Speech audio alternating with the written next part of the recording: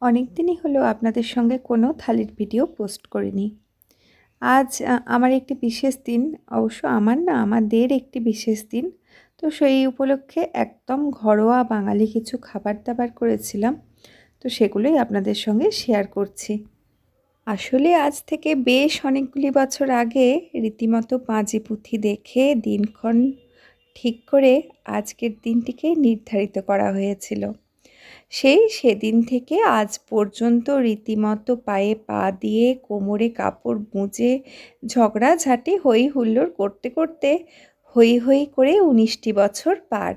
আর যার সঙ্গে পাল্লা দিয়ে এতগুলি বছর ধরে ঝগড়া করে চলেছি, সেই ব্যক্তির জন্যই থালাটি সাজাচ্ছি। সকালের তাড়াহুড়োর মধ্যে ইচ্ছা থাকলেও এর থেকে বেশি আর করে উঠতে পারিনি। আজকে ছিল আলু ফুলকপির তরকারি, মুগের ডাল, ভেটকি ভাপা, কাতলা মাছের কালিয়া, রাঙা আলুর চাটনি আর বাড়িতে তৈরি একটি মিষ্টি। মিষ্টি বলতে বেসিক্যালি আমরা কালাকাঁদ সন্দেশ তৈরির জন্য যে বাড়িতে পাকটা তৈরি করি, সেই একইভাবে পাক করে নিয়েছিলাম সন্দেশটা।